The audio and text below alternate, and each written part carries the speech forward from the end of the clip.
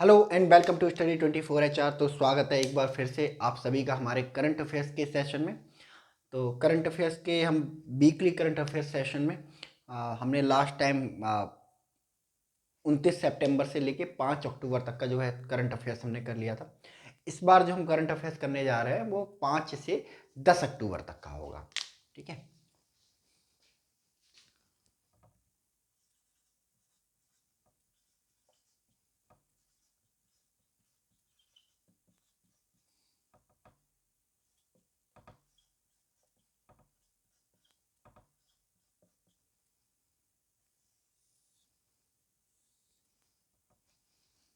5 अक्टूबर से 10 अक्टूबर तक का करंट अफेयर्स होगा। तो चलिए शुरू करते हैं बिना देर किए। तो 7 अक्टूबर, ठीक है, 7 अक्टूबर को एक अजीबोगरीब दुर्घटना होती है दुनिया में कि इजराइल पर अटैक होता है। और ये जो अटैक है वो हमास नाम का एक टेररिस्ट ऑर्गेनाइजेशन करता है। और हमास पे back back to back Israel पे हमास 5,000 रॉकेट फायर करता है। ठीक है, 5,000 रॉकेट फायर करता है, जिससे पूरे इजराइल में दहशत फैल जाती है।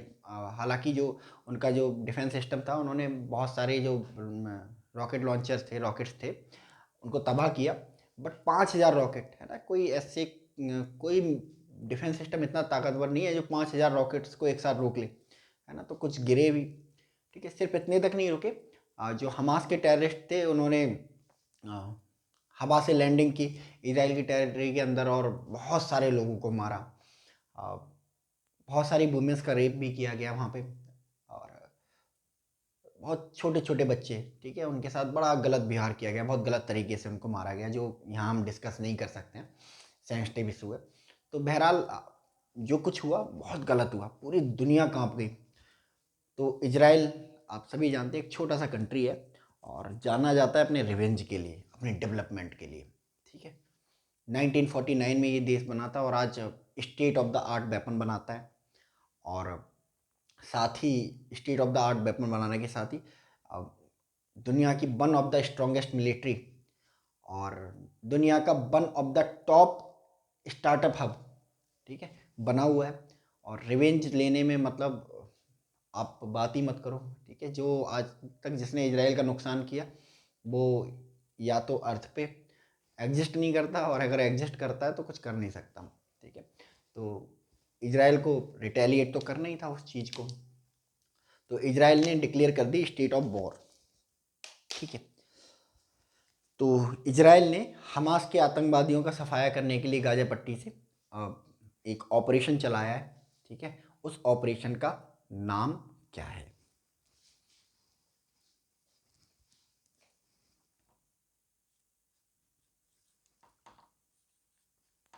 हाल ही में हाल ही में इजराइल द्वारा हमास के आतंकी हमलों का जवाब देने हेतु कौन सा कौन सा ऑपरेशन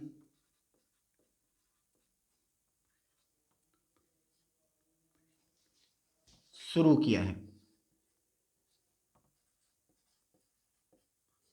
शुरू किया है, कौन सा ऑपरेशन शुरू किया? तो ऑपरेशन का नाम है ऑपरेशन आयरन सॉर्ड। ठीक है, ऑपरेशन आयरन सॉर्ड नाम का तलवार, ऑपरेशन आयरन सॉर्ड यानी कि लोहे की तलवार नाम का ये एक ऑपरेशन है जो इजराइल ने शुरू किया है हमास के आतंकवादियों का सफाया करने के लिए। जब हमास ने इजराइल पर हमला किया उसके बाद। अच्छा, हमास ने ये इतना बड़ा अटैक किया, है ना, अनप्लान्ड तो नहीं था, प्लान्ड था, ठीक है। 5,000 रॉकेट दागे जाएंगे, फिर जो हमास के आतंकवादी हैं वो इजराइल के अंदर घुस जाएंगे और लोगों को मारेंगे, दहशत फैलाएंगे। तो एक ऑपरेशन के थ्रू किया गया, ये सब प्लानिंग के थ्रू किया गया। तो इस प्लानिंग को एग्जीक्यूट करने के लिए हमास द्वारा किस ऑपरेशन की शुरुआत की गई, है ना, या किस ऑपरेशन के थ्रू हमास ने इजराइल पर इतना बड़ा हमला किया, ठीक है। क्या नाम है उसका? हाल ही में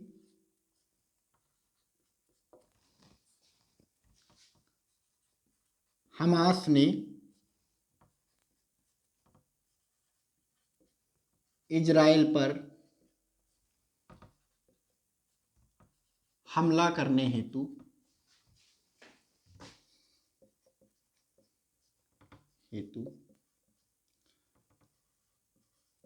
किस ऑपरेशन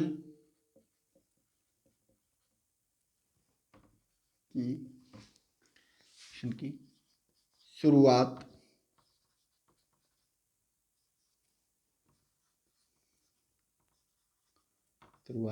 की है, ठीक है। क्या नाम है इनके ऑपरेशन का? ऑपरेशन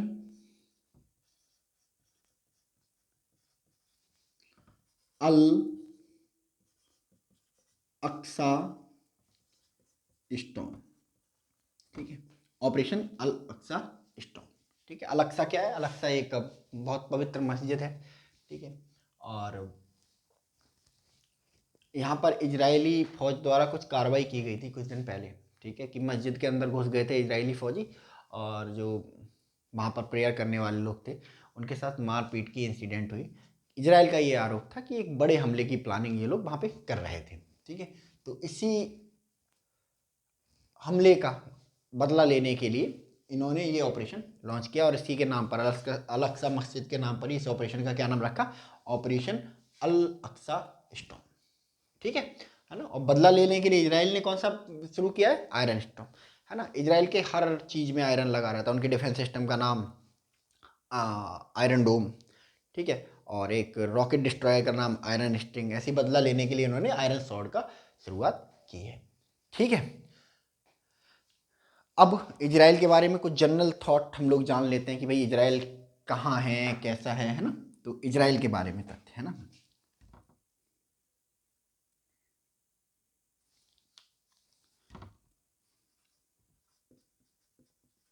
इजराइल के विषय में तथ्य, इजराइल के विषय में क्या क्या तथ्य हैं, है ना। तो ऑफिशियली, है ना, मॉडर्न डेज में इजराइल अस्तित्व में आया, ठीक है, 1949 में।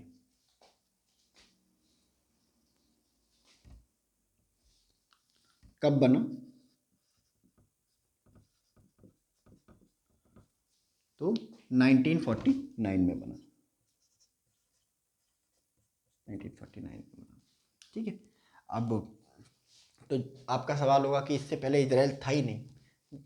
जी नहीं, इजराइल एग्जिस्ट करता था पहले भी, बट क्या हुआ कि जब एक रिलीजियस वॉर शुरू हुई तो जो ज्यूस थे, है ना, इस्लाम और ज्यूइज्म के, जुडाइज्म के बीच में जब वॉर शुरू हुई तो ज्यूस को जो है, ये इजराइल जहाँ पे है अभी, पहले इजराइल हुआ करता था, तो इजराइल छोड़ के भागना पड़ा, भारत यूरोप वगैरह वगैरह भागे, ठीक है। फर्स्ट वर्ल्ड वॉर के बाद इन्होंने बोल आवाज़ उठानी शुरू करी कि भाई हमें भी चाहिए एक इजराइल, है ना, अपना देश चाहिए, ठीक है। तो सेकेंड वर्ल्ड वॉर जब हो गया तो जो ज्यूस लोग थे, ज्यूस धर्म के लोग थे, उनको उसी जगह पे छोड़ दिया गया था जहाँ पे उनका ओरिजिनेशन माना जाता था, ठीक है। जब वो वहाँ पहुँचे तो देखे कि वहाँ तो, है ना, एक इस्लामिक स्टेट, है ना, फिलिस्तीन नाम का पहले से एग्जिस्ट करता था।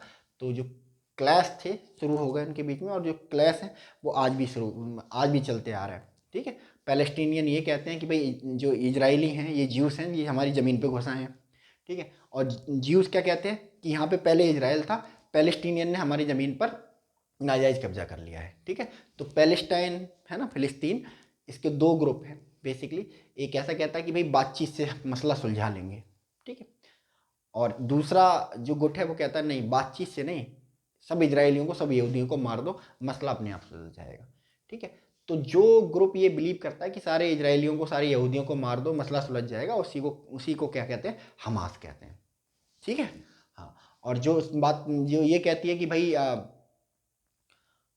मसला जो है बातचीत से सुलझ जाएगा, ठीक है, तो उस ग्रुप को क्या कहते हैं, फिलिस्तीनियन अथॉरिटी। उसी को ही पूरी दुनिया रिकॉग्नाइज करती है। हमास को फिलिस्तीन का रिप्रेजेंटेटिव है ना, कोई दुनिया में कोई नहीं मानता। ठीक है, तो समझ गए, 1949 में बना, पहले भी एग्जिस्ट करता था। और राजधानी क्या है,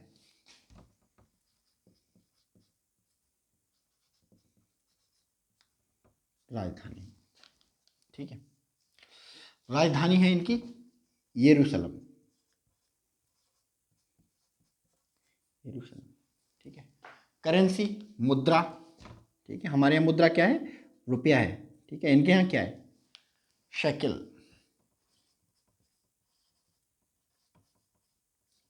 शेकिल। ठीक है, इनके यहाँ शेकिल है। ठीक है, तो 1949 में बना। राजधानी इनकी क्या है, यरूशलेम है, और मुद्रा क्या है इनकी, शेकिल है। ठीक है, चलिए ये नोट कर लीजिए आप लोग।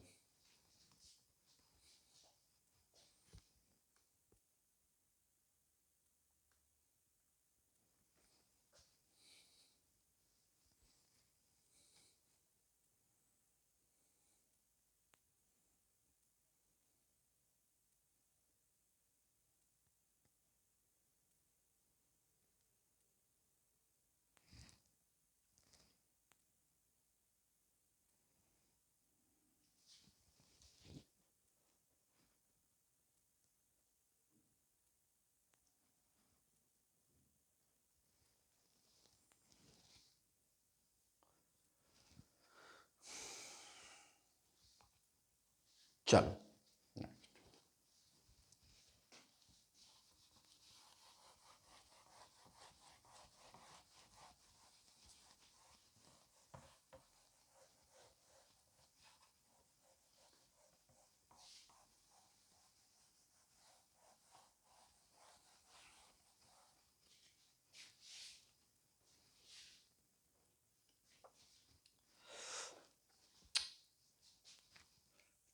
दुनिया का दूसरा सबसे बड़ा हिंदू मंदिर, ये पहले भी हम डिस्कस कर चुके हैं करंट अफेयर्स में ही। ठीक है, तब बन रहा था और अब इसका उद्घाटन हुआ है। ठीक है, तो अभी 8 अक्टूबर को दुनिया के दूसरे सबसे बड़े हिंदू मंदिर का उद्घाटन किया गया है। और ये जो हिंदू मंदिर है कहाँ स्थित है। ठीक है, तो क्वेश्चन आता है कि भाई दुनिया का सबसे बड़ा हिंदू मंदिर कहाँ है, ये तो दूसरा हो गया है ना, दूसरा सबसे बड़ा, पहला सबसे बड़ा हिंदू मंदिर कहाँ है, जो सबसे बड़ा है। तो दुनिया का सबसे बड़ा हिंदू मंदिर कहाँ पे है, अंकोर वाट, कंबोडिया। ठीक है, ये अंकोर वाट मंदिर भगवान विष्णु को डिवोटेड है। ठीक है, और ये जो मंदिर बना है दुनिया का दूसरा सबसे बड़ा मंदिर, ये भगवान स्वामी नारायण को डिवोटेड है। तो किस स्थान पर इस मंदिर का उद्घाटन किया गया है। ठीक है,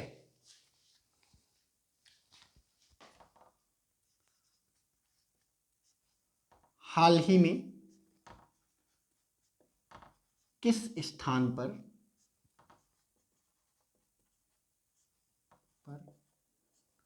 दुनिया के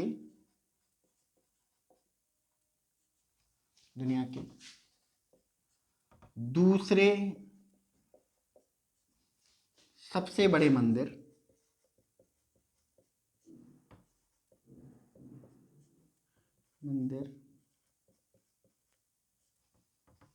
का उद्घाटन किया गया है।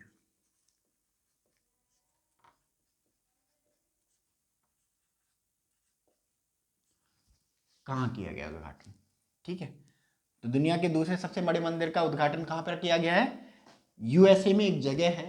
ठीक है, जिसका नाम क्या है, रॉबिन्सविले। ठीक है,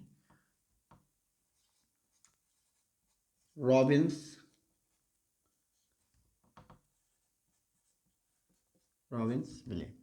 ठीक है, और ये यूएसए के न्यू जर्सी राज्य में है। ठीक है, ये कहाँ है, यूएसए में। ठीक है, रॉबिन्सविले, न्यू जर्सी, यूएसए।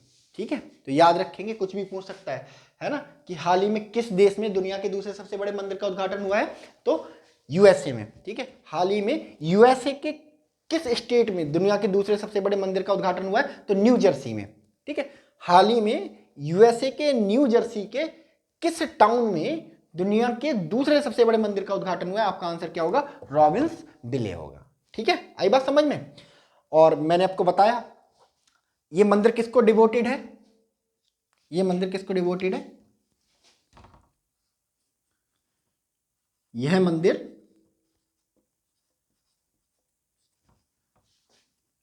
भगवान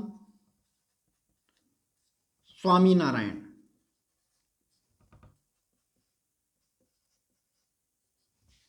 को समर्पित है। दुनिया का सबसे बड़ा हिंदू मंदिर कहाँ है, अंकोर वाट कंबोडिया में। ठीक है, किसको डिवोटेड है, भगवान नारायण को डिवोटेड है। ठीक है, चलिए नेक्स्ट।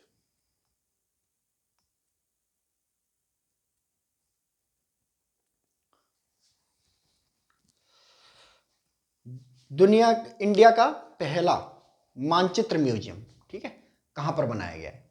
ठीक है, मानचित्र आप जानते ही होंगे, डिफरेंट डिफरेंट तरह के मानचित्र होते हैं, है ना, कुछ ग्लोब पर होते हैं, गोल गोल, है ना, आपने देखा होगा, कुछ है ना 2 डायमेंशन फॉर्म में होते हैं, कुछ 3 डायमेंशन फॉर्म में होते हैं, है ना। तो डिफरेंट डिफरेंट तरह के जो है मानचित्र होते हैं। और ऐसा नहीं है कि मानचित्र अभी से बनने लगे, बहुत पुराने समय से, प्राचीन समय से, है ना, हमारे देश में लगभग 6-7 हज़ार साल पहले से मानचित्र बनाने की कला है। ठीक है, तो डिफरेंट डिफरेंट तरह के मानचित्रों को इकट्ठा करके उन्हें एक जगह पे रख दिया गया है, और उस जगह को नाम दिया गया है मानचित्र म्यूजियम। ठीक है, इंडिया में अपने आप में ये पहला मानचित्र म्यूजियम है। तो कहाँ पर बनाया गया है, ठीक है,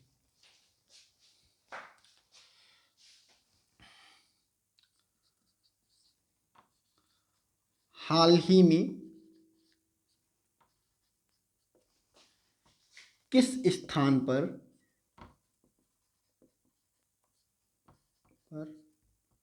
दुनिया के नहीं, भारत के, ठीक है, भारत के पहले मानचित्र चित्र म्यूजियम का मानचित्र म्यूजियम का उद्घाटन किया गया है। ठीक है, किस स्थान पर, ठीक है, तो इस जगह का नाम है मसूरी। मसूरी, और मसूरी कहाँ पर है, उत्तराखंड में। ठीक है, मसूरी उत्तराखंड में भारत के पहले मानचित्र म्यूजियम का उद्घाटन किया गया है। ठीक है, चलिए, अभी हाल ही में एक राज्य है हमारे भारत में, ठीक है, और वहाँ पर क्या हुआ कि एक ग्लेशियर लेक फट गई।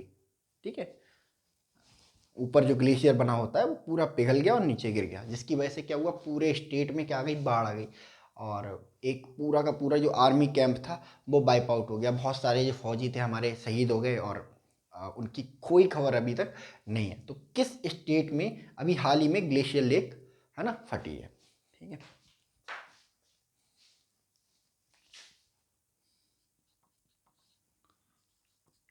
हाल ही में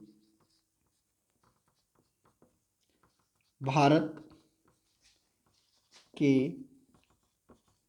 किस राज्य में ग्लेशियर ग्लेशियर लेक, लेक को हिंदी में क्या बोलते हैं, झील के, ठीक है, फटने से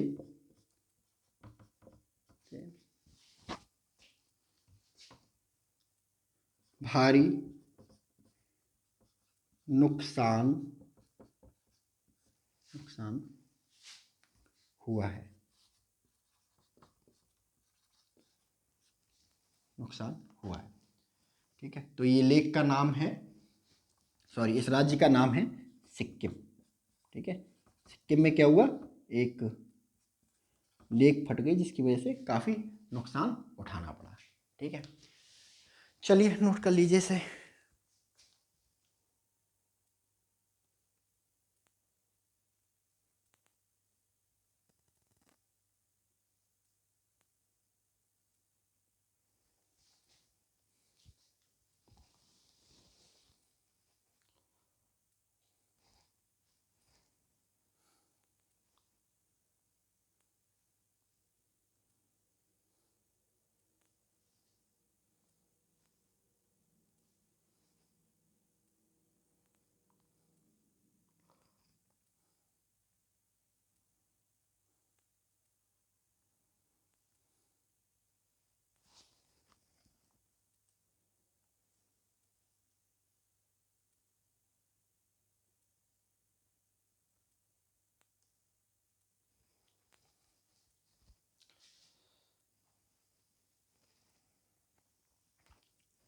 चलिए नेक्स्ट।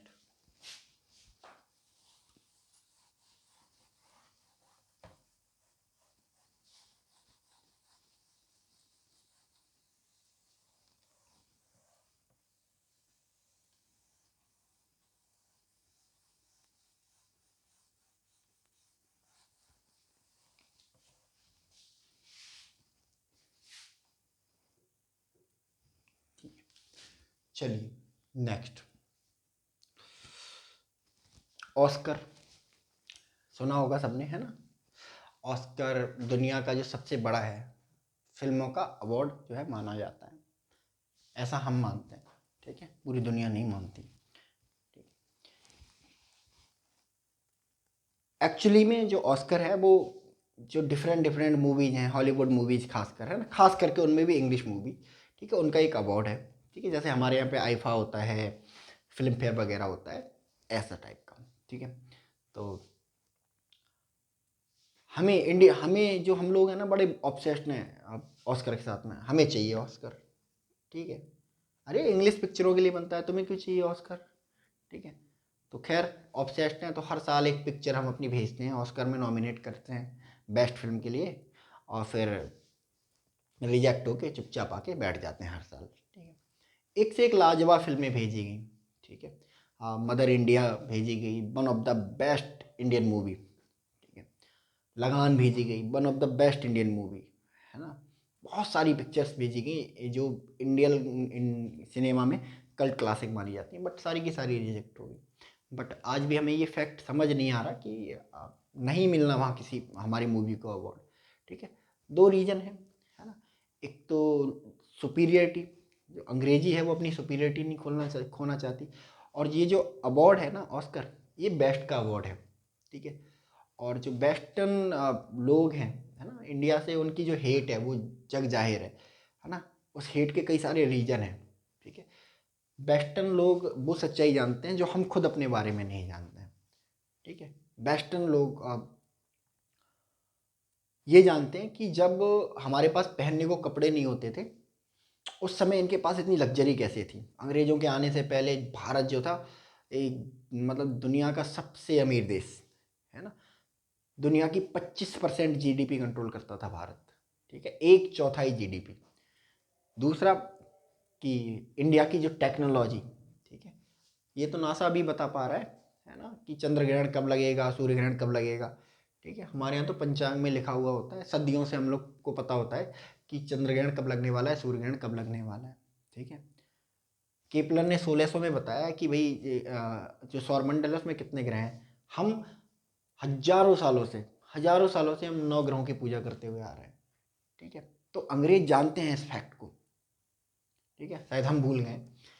तो एक तो ये हेट कि मतलब ये हमसे इतना एडवांस कैसे थे, और ये इनके पास इतनी टेक्नोलॉजी कैसे थी, तो एक तो ये हेट। दूसरा, दुनिया में ये बात सारे लोग मान चुके हैं, ठीक है, कि जो आने वाला भविष्य है वो इंडिया का है। ठीक है, इंडिया के बिना कोई भविष्य है नहीं। ठीक है, और दुनिया में अब तक भविष्य किसका रहा है? वेस्टर्न वर्ल्ड का रहा है ना? कि जो वेस्टर्न लोग फॉलो करें वो सारे लोग फॉलो करते हैं, वेस्टर्न अंग्रेजी बोलते हैं तो सब अंग्रेजी बोलते हैं। तो ऐसे लोग जो अब तक अपना कल्चर लोगों पे थोपते आ रहे हैं, अब उनकी सुपीरियरिटी जा रही है, ठीक है, एक कंट्री के हाथों, तो उससे नफरत करेंगे ही करेंगे। तो इस नफरत की वजह से हम, मुझे नहीं लगता कि कभी ऑस्कर ये इंडिया को देंगे, ठीक है। हाँ, कभी जब इंडिया एकदम अपनी सुपीरियरिटी की पीक पे पहुंचा है तो इंडिया को पैम्पर करने के लिए एक अवार्ड दी। अभी तो मुझे कोई नज़र नहीं आ रहा कि कोई अवार्ड मिलने वाला है ऑस्कर किसी मूवी को, है ना। फिलहाल हमने अपनी कोशिश जारी रखी हुई है और हर साल की तरह इस बार भी अपनी एक मूवी को नॉमिनेट किया है, भेजा है ऑस्कर में बेस्ट फिल्म कैटेगरी में। तो किस मूवी को इस साल बेस्ट फिल्म के लिए ऑस्कर में रिप्रेजेंट किया गया है, प्रेजेंट किया गया है, क्या नाम है उस मूवी का?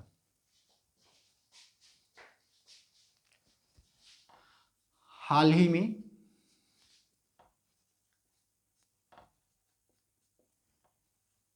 किस भारतीय फिल्म को फिल्म को को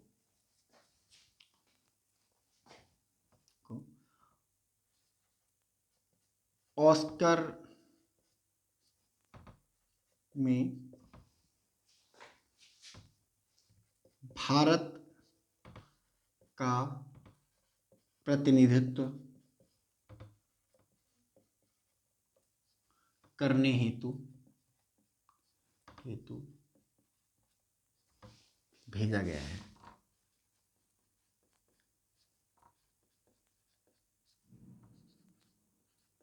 ठीक है, क्या नाम है मूवी का?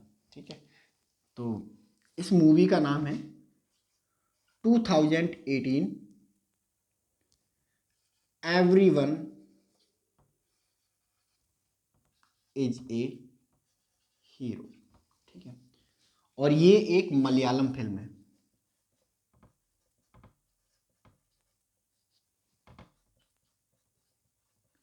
ये एक मलयालम फिल्म है, ठीक है, 2018 में, 2018 everyone is a hero Malayalam film को इस साल भारत में ऑस्कर का प्रतिनिधित्व करने के लिए भेजा गया है। ठीक है, किस पर बनी हुई है? 2018 में केरल में जो बाढ़ आई थी, ठीक है ना, उस बाढ़ में जो सिचुएशन थी और वहाँ पर कौन कौन हीरो बन के उभरा, ठीक है, उसका एक तरह से आप कह लो 2018 केरला फ्लड्स का ये एक बायोपिक है। ठीक है, चलिए नेक्स्ट, मिग 21।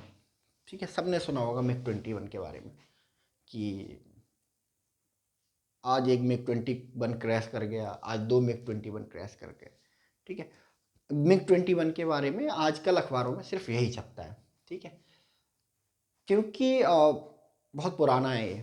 ठीक है, हम लोग लगभग इसको 1965 से इस्तेमाल कर रहे हैं और अब तक इसकी जो एक्सपायरी डेट है वो 1991 में ही हो चुकी है, बट स्टिल आज भी हम इसको इस्तेमाल कर रहे हैं और बहुत पुराना हो गया है, अब इसको रिटायर कर ही देना चाहिए। ठीक है, बट हम रिटायर नहीं कर रहे हैं, है ना। कुछ रीज़न होंगे, चाहे फाइटर जेट की कमी हो या रिसोर्सेज की कमी हो, जो भी हो, है ना, जिसकी वजह से क्या हो रहा है, हमारे बहुत ज़्यादा पायलट, है ना, सेक्रीफाइस कर रहे हैं। तो अभी हाल ही में लोगों ने मतलब बहुत आवाज़ उठी थी कि भाई रिटायर करो, क्यों जान लेने पे तुले हुए हो लोगों की, है ना, क्यों पायलट्स की। मान लो पायलट्स है, वो हमारे पायलट्स बहुत समझदार हैं, वो खुद की जान दे देते हैं, है ना, बट उन्होंने अभी तक एक भी ऐसा हादसा होने नहीं दिया है कि कोई मिग 21 किसी रिहायशी एरिया में जाके गिरे। ठीक है, एक भी हादसा ऐसा अभी तक हुआ नहीं है, बट हो सकता है ना। तो लोगों ने कहा कि भाई पायलट्स हमारे बहुत कीमती हैं, एसेट हैं, आप फाइटर जेट दूसरा ले आओगे लेकिन पायलट, स्किल्ड पायलट नहीं ला सकते। ठीक है, ईरान ईरान के पास पायलट नहीं है, फाइटर जेट है ना, स्किल्ड पायलट ही नहीं है उसके पास में, चाइनीज पायलट ले रहा है वो। ठीक है, चाइना के पास पायलट नहीं है, ठीक है, पायलट नहीं है उनके पास, वो पाकिस्तान से उठा के ले जा रहे हैं। ठीक है, तो पायलट इंपॉर्टेंट चीज़ है। तो फाइनली इंडियन एयरफोर्स ने अनाउंस कर दिया है कि वो मिग 21 को रिटायर करने जा रही है। ठीक है, किस वर्ष तक रिटायर करने जा रही है मिग 21 को? ठीक है,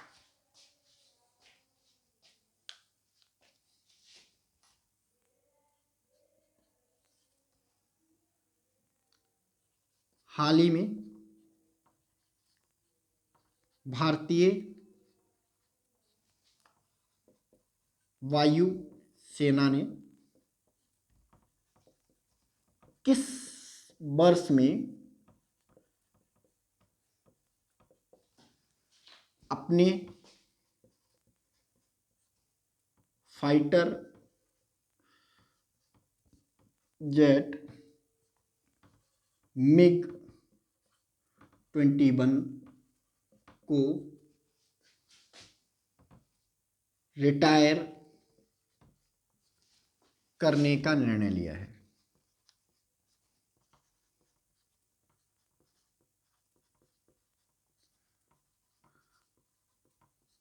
निर्णय लिया है किस वर्ष में अपने फाइटर जेट को रिटायर करने का निर्णय लिया है? तो ये साल जो है डिसाइड किया गया है 2025। जी हाँ, 2025 में मिग 21 को भारतीय वायुसेना से रिटायर कर दिया जाएगा, यानी कि अब से लगभग 2 सालों बाद इसको रिटायर कर दिया जाएगा। ठीक है, अच्छा है ना, हमारे पायलट की सेहत के लिए अच्छा होगा। और जो ओल्ड फाइटर जेट होते हैं वो नहीं ड्यूरेबल होते हैं, वॉर में, है ना, जो एक्सरसाइज के दौरान गिर जा रहा है वो वॉर में क्या हमें सहायता देगा, मुझे समझ नहीं आता है ना। ठीक है, बट कोई नहीं, देर आए दुरुस्त है। और जो हमारा फाइटर जेट है मिग 21, उसको 2025 में फाइनली क्या किया जा रहा है, रिटायर किया जा रहा है। ठीक है, चलिए, संप्रीति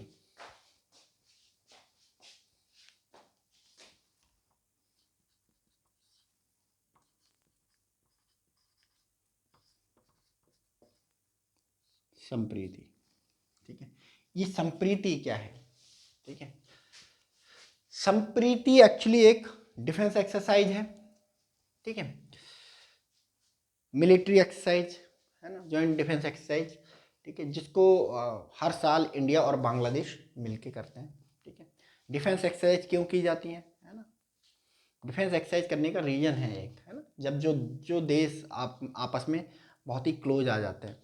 ठीक है, इतने क्लोज आ जाते हैं, उनके रिश्ते इतने करीबी हो जाते हैं कि ऐसी पॉसिबिलिटी बन जाती है कि फ्यूचर में शायद हो सकता है ये साथ मिलके एक वॉर भी लड़ें।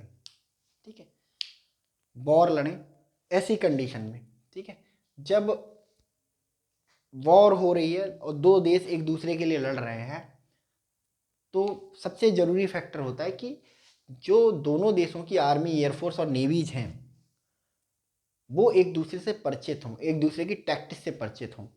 ठीक है, हो सकता है कि किसी का सीक्रेट साइन कुछ हो, किसी का सीक्रेट साइन कुछ हो, है ना, और बोर्ड के टाइम पे दोनों के मैच ही नहीं कर रहे हैं और स्ट्रेटजी फेल हो गई। ठीक है, तो इन्हीं साइंस को, इन्हीं टैक्टिक्स को समझने के लिए, ठीक है, ये दोनों देश जो आपस में बेहद करीब होते हैं, ये क्या करते हैं, एक जॉइंट डिफेंस एक्सरसाइज का क्या करते हैं, आयोजन करते हैं हर साल। तो संप्रीति का आयोजन किस किस के बीच में होता है? संप्रीति का आयोजन होता है इंडिया और बांग्लादेश के बीच में। ठीक है, लूप बेसिस पे होता है, एक साल बांग्लादेश में होगा तो एक साल कहाँ पे होगा, आपके इंडिया में होगा। इसका इस बार क्या हुआ, ये इंडिया में हुआ, कहाँ पर, मेघालय में। ठीक है, तो क्या है संप्रीति, यह भारत और बांग्लादेश के मध्य होने वाली होने वाली होने वाली होने वाला होने वाला वार्षिक सैन्य अभ्यास है, सैन्य अभ्यास है।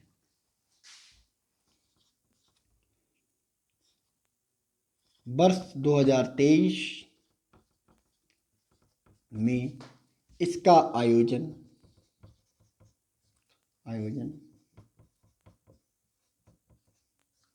भारत के मेघालय में किया गया।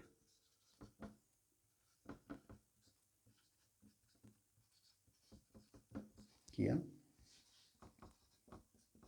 ठीक है, आया समझ में? ठीक है, 2016 में भारत के मेघालय में किया गया। ठीक है, चलो नोट कर लो इसको।